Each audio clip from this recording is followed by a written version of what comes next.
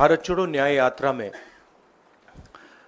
मणिपुर से हम महाराष्ट्र गए और रास्ते में हज़ारों युवाओं ने कंप्लेन की थी कि हिंदुस्तान में नॉन स्टॉप पेपर लीक होते हैं। और आज आप सबको मालूम है कि NEET paper and UGC NET के जो पेपर्स हैं वो लीक हुए हैं और एक कैंसिल भी हुआ है। कहा जा रहा था कि नरेंद्र मोदी जी ने यूक्रेन की लड़ाई रोक दी थी। मतलब एक ऑर्डर देके जो रूस और यूक्रेन के बीच में लड़ाई चल रही थी उसको रोक दिया था, ब्रेक लगा दी थी। इजराइल और गाजा के बीच में जो लड़ाई चल रही थी उसको भी नरेंद्र मोदी जी ने रोक दिया था।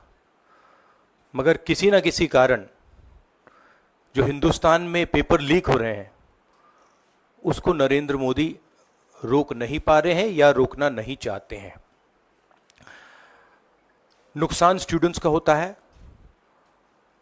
जो हिंदुस्तान के स्टूडेंट्स हैं, मैं जानता हूं कि आप इन एग्जाम्स के लिए महीनों सालों काम करते हो।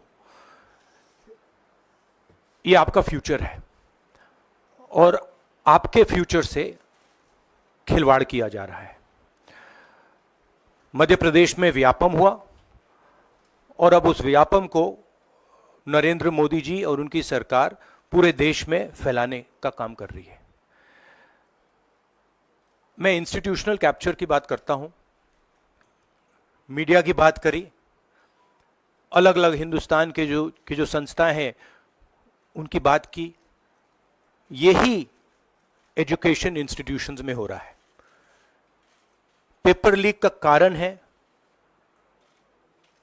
कि सारे के सारे वाइस चांसलर्स, एजुकेशन सिस्टम को बीजेपी के लोगों ने, उनके पेरेंट ऑर्गेनाइजेशन ने कैप्चर कर रखा है। जब तक ये कैप्चर रिवर्स नहीं किया जाएगा तब तक पेपर लीक चलता जाएगा। इस कैप्चर को फैसिलिटेट नरेंद्र मोदी जी ने किया है और ये एक एंटी नेशनल एक्टिविटी है क्योंकि ये देश का भविष्य है और इससे हिंदुस्तान के युवाओं को, स्टूडेंट्स को जबरदस्त चोट पड़ती है। इंक्वायरी चल रही है, एक को आपने कैंसिल कर दिया है, अब पता नहीं दूसरे को कैंसिल किया जाएगा या नहीं किया जाएगा। बट कोई ना कोई तो इसके लिए जिम्मेदार है और उनको एकदम पकड़ा जाना चाहिए और उन पे एक्शन लिया जाना चाहिए।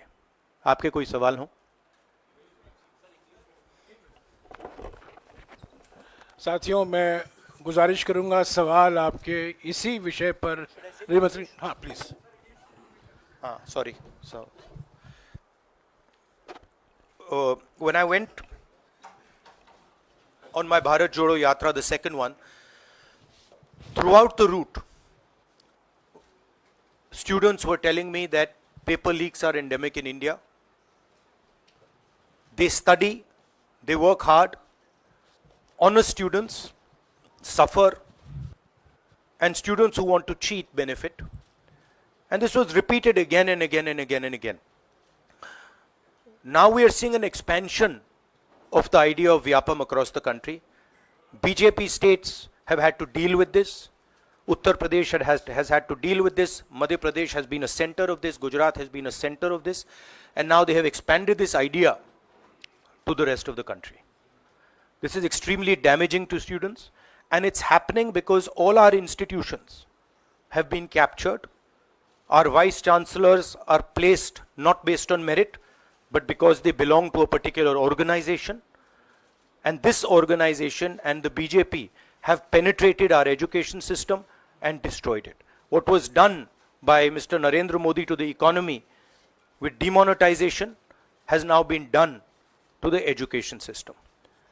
Youngsters, I want you to know that the reason this is happening and the reason you're suffering is because an independent, objective education system has been demolished and it has been replaced by an education system that is captured by the BJP, captured by their parent organization. And until this capture is released, you are going to suffer. You're going to see cancellations of your exams. You're going to see paper leaks again and again and again. One paper has been cancelled. We don't know what is going to happen to NEET. But whatever happens, it should not be done in a arbitrary fashion. The rules that apply to one paper should apply to another paper. And it is very important that the people who are guilty here are brought to book and they are punished. Thank you.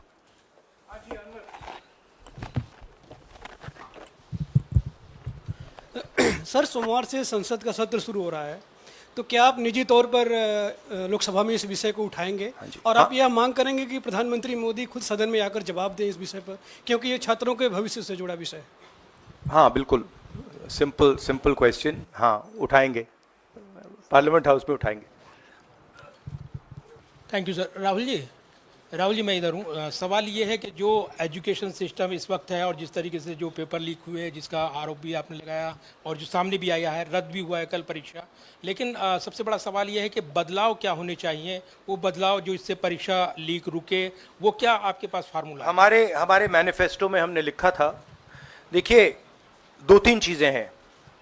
सबसे पहले जो शिक्षा का system है उसको एक संगठन ने कैप्चर कर रखा है. अपने लोगों को हर पोस्ट पे यही डालते हैं. वाइस चांसलर्स की लिस्ट निकाल लीजिए, पता लग जाएगा. तो इसको रिवर्स करना होगा. दूसरी बात, मैनिफेस्टो में हमने साफ कहा कि पेपर लीक होने के बाद कार्रवाई करना एक बात है, बहुत जरूरी है और स्ट्रिक्ट से स्ट्रिक्ट कार्रवाई होनी चाहिए. मगर हमने यह भी कहा था कि पेपर लीक होने से पहले जो सिस्टम्स हैं, जो यूनिवर्सिटी के एग्जाम्स के रूल्स हैं, सिस्टम्स हैं, इनको फिर से असेस करना पड़ेगा, इनको स्टडी कर रीडिजाइन करना पड़ेगा. ये दोनों काम हमने अपने मैनिफेस्टो में साफ लिखे हैं और विपक्ष दबाव डालकर ये 2 काम सरकार से करवाने की कोशिश करेगा. Rahul ji, do you think so? This is a education emergency, and till now, what is the stand? Government ने जितना भी stand लिया, do you satisfied with that stand? और सर मेरा दूसरा सवाल भी है, जिस तरीके से आप आज स्टूडेंट से मिल रहे हैं, आज let me answer the question. See, there is a huge pressure on our students, and the pressure comes from a number of directions. The first direction is the large scale unemployment that is there in the country. Everybody understands it, everybody knows it, and one of the reasons the government suffered in this election was that all youngsters believe that Mr. Modi is incapable of solving the employment problem. So that's the first thing. Second thing is there's huge pressure because of this, and there are very few avenues for students. In all areas, right? So you've cut off the job avenue. Now you're cutting off the exam avenue. You're saying, you can take an exam, you can study, you can work as hard as you want. On the last date, we're going to tell you that the exam is cancelled. So, that avenue is also shut. You've shut avenues like Agniveer. You've shut avenues like the public sector. So the youth of India have nowhere to go. It doesn't matter whether you're an IIT graduate, IIT student, or you're trying to join the army. The youngsters in India simply have no way through. And it's not just an educational crisis. It's a crisis in pretty much every sphere that we are facing. Now, before the elections, it was very clear that there was massive control of the media, massive control of the other institutions, so people were quiet. Now people are very clear that we are sitting on a disaster and we've got a government that is crippled, cannot do the job. It's literally walking around on one leg, right? So, yes, it's a crisis. It's a profound national crisis. It's an economic crisis. It's an educational crisis. It's an institutional crisis. So, but I don't see any response. I don't even see the capability of a response. Right? So. हाँ नहीं, 1 second. Bihar का भैया हमने कहा है कि inquiry होनी चाहिए और जो भी जिन्होंने भी पेपर लीक कराया है उनके खिलाफ कार्रवाई होनी चाहिए. राहुल जी, चूंकि ये मामला नेशनल लेवल पे भी एग्जाम्स में हो रहा है, स्टेट लेवल्स में भी एग्जाम्स में कई जगह इस तरह के पेपर लीक की घटनाएं होती है और करोड़ों छात्रों का जीवन अधर में लटक जाता है. आपको लगता है कि एक सख्त कानून बनाने की जरूरत है संसद में कि इससे निपटने के लिए? कैसे होगा, क्योंकि छात्रों का जीवन नहीं, बर्बाद हो जाता है. सख्त कानून आफ्टर द फैक्ट है, वो होना चाहिए. मगर अगर आप मेरिट के बेसिस पर लोगों को नहीं जॉब देंगे, अगर आप आइडियोलॉजिकल लोगों को वाइस चांसलर बनाएंगे, इनकेपेबल लोगों को वाइस चांसलर बनाएंगे, एग्जाम्स के जो स्ट्रक्चर्स हैं, एग्जाम लेने के स्ट्रक्चर्स हैं, उनमें आप आइडियोलॉजिकल लोगों को डालेंगे तो ये काम होगा. ये इसका सबसे बड़ा कारण BJP and its parent organisation ने जो कैप्चर किया है ये है. और अगर आप कल्प्रिट ढूंढना चाहते हैं तो मैं आपको बताता हूं जिन लोगों ने हिंदुस्तान के इंस्टीट्यूशंस को डिस्ट्रॉय किया है, जो पहले ऑब्जेक्टिव हुआ करते थे, इम्पार्शल हुआ करते थे, वो आज इम्पार्शल नहीं है, ऑब्जेक्टिव नहीं है, आइडियोलॉजिकल बना दिए गए हैं और मीडियोकर लोगों को इन इंस्टीट्यूशंस में बैठा दिया गया है. इसका मेन कारण यह है. और इसका आप एपिसेंटर देखिए, पूरा देश जानता है, युवाओं आप सब जानते हो कि इसका पहले एपिसेंटर मध्य प्रदेश हुआ करता था. वहां पे 40-50 लोगों की हत्या हुई थी. ये तब शुरू हुआ था. आप जानते हो कि गुजरात में, उत्तर प्रदेश में और मध्य प्रदेश में इन चीजों का एपिसेंटर है. और आप ये भी जानते हो कि बीजेपी के लोग कहते हैं कि हमारी लेबोरेटरी मध्य प्रदेश और गुजरात है. तो लेबोरेटरी से यह काम शुरू हुआ है और अब यह काम देश में फैल रहा है और आपका इससे नुकसान हो रहा है. जब तक यह रिवर्स नहीं किया जाएगा, जब तक हिंदुस्तान के इंस्टीट्यूशंस इनके हाथों से नहीं छीने जाएंगे और इफेक्टिव, ऑनेस्ट, इम्पार्शल लोगों के हाथ में नहीं जाएंगे, तब तक यह होता रहेगा. और मैं आपको बता रहा हूं, जब तक बीजेपी रहेगी यह बढ़ता जाएगा.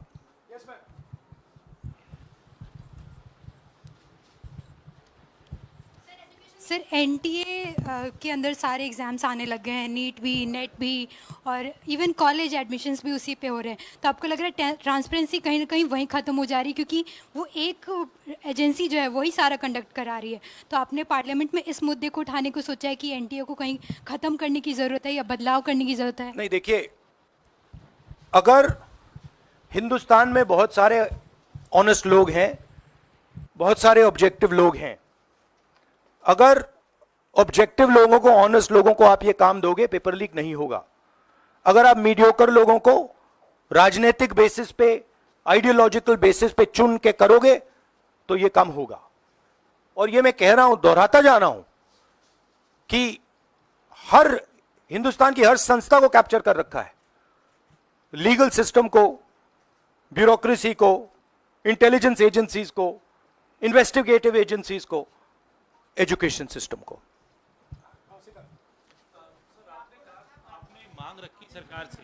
आपने अपनी मांगे रखी हैं सरकार से, लेकिन सरकार के पक्ष पहले ही सामने आ गया. एनटीए को जो एनटीए है एजेंसी, उसको क्लीन चिट एक तरीके से एचआरडी मिनिस्टर ने पहले ही दे दी है. तो सरकार का तो कहीं ना कहीं पक्ष साफ दिखाई देता है. आगे आप लोग कैसे जाएंगे इसको? उनकी क्रेडिबिलिटी इन बातों में है ही नहीं.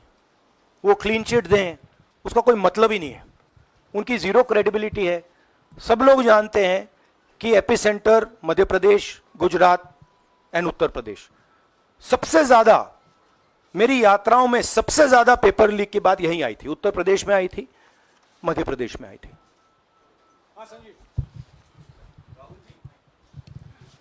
Rahul ji, NTA has conducted one test and which has been cancelled. The other is under doubt, and the court is looking into it. Would you say that the agency like NTA is incapable of conducting such examinations, because two main examinations, and I want it to be disbanded or something? No, I would say that if you let people who know how to run these things and you promote people based on merit, there are multiple ways in which you can do exams successfully. If on the other hand, you are constantly posting people who are mediocre, who do not have the skills to do these jobs, and you're posting them simply because they come from your same ideology, no system is going to work. You can change whatever system you want. If the people who are being put into that system are mediocre and being put in for the wrong reasons, it is never going to work. Sir, Last question. Sir, NEET, specifically on NEET examination, there is of course investigation that is going on, but the scheduled counseling session is not been delayed. It is going to happen as per schedule. So do you think that this is a mere eyewash when it comes to the investigation, saying that investigation bhi ho rahi hai, but then they are not delaying the Look, session? they can eyewash whatever they want, but they are going to get such pressure from the opposition that they're going to think twice about whatever they're doing. Because we are not going to allow this type of activity to be done as far as our students are concerned. Our students sit there, they work, they spend months, they dream about these exams for years, they spend huge amount of money. So the opposition is simply not going to allow any of this eyewash that is taking place. We will make sure that we put so much pressure on them that this issue is resolved. तो इसी विषय पर इस मामले में एक अजीब स्थिति है कि जो आरोपी हैं पटना में वो स्वीकार कर रहे हैं कि उनको पेपर पहले मिल गया था, यानी सीधे सीधे पेपर लीक का केस है और सरकार की तरफ से पहले तो क्लीन चिट दे दी गई, पेपर लीक से इनकार कर दिया गया और अब बिल्कुल रेडियो साइलेंस है। नेट कैंसिल हो गया, नीट पर अभी भी स्थिति साफ नहीं है। तो ये जो स्थिति है, आरोपी कह रहे हैं पेपर लीक हुआ, मंत्री कह रहे हैं नहीं हुआ, इस पर आप क्या सोचते हैं और क्या इस पर नो कॉन्फिडेंस मोशन पार्लियामेंट में आप लोग लाने की कोशिश करेंगे? Silence is because Prime Minister is crippled. Right now, Prime Minister's main agenda is the Speaker. So he's not bothered about NEET, he's not bothered about all these things. He's bothered about कि भैया मेरी सरकार निकल जाए यहाँ से और मेरा speaker बन जाए. Right? That is where he is right now. That's where his mind is. Right? So, essentially the main thing is that we have a government now, right, and a Prime Minister now, who will find it very difficult to function. The Prime Minister, if I might say so, is psychologically broken. He has collapsed, psychologically collapsed. And he will struggle, knowing his personality, he will struggle to run a government like this. Because his entire sense of running a government, the idea of running a government, Mr. Modi's idea is to generate fear in people, to frighten people, to make people not speak. You're aware of that. Now what has happened is people are not scared of him. And you saw the other day, I think somebody in Varanasi itself threw a chappal on his car. Right? So it's very clear. The basic concept of Modi has been destroyed in this election. If we were faced with if right now you had a Vajpayee ji or a Manmohan Singh ji, they might be able to survive what they are faced with. Because there is humility, there is conciliation, there is respect. But Narendra Modi does not believe in any of these things. Narendra Modi believes my way or the highway. And now suddenly is found that earlier there were Congress people who were not scared of him. Now nobody in the country is scared of him. Right? So psychologically it's almost a fatal blow for the Prime Minister. And he's going to really struggle. And of course, now we have a stronger opposition. So it's going to be interesting and quite a lot of fun. Thank you. देखिए क्या हुआ,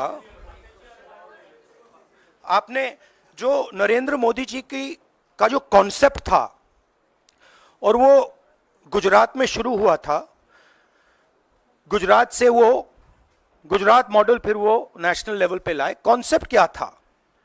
concept था marketing, हजारों करोड़ रुपए की marketing और डर,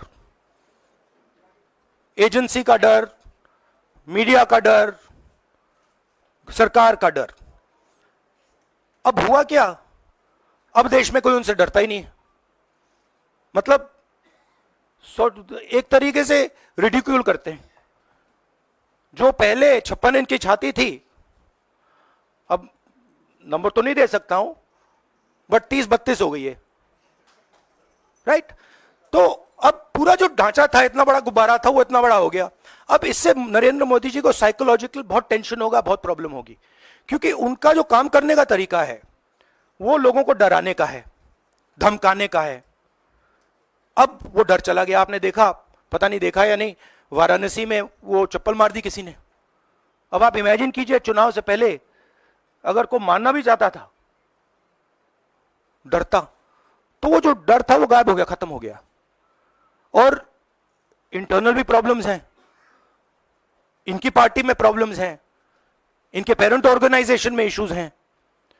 तो मेरा कहना है कि जो नरेंद्र मोदी का जो कॉन्सेप्ट था उसको ऑपोजिशन ने डिमोलिश कर दिया, खत्म कर दिया है। उसको आप 56 इंच की छाती कहें, उसको आप डर कहें, उसको आप मतलब जो बिग नरेंद्र मोदी जी की जो इमेज थी उसको फाड़ दिया हमने।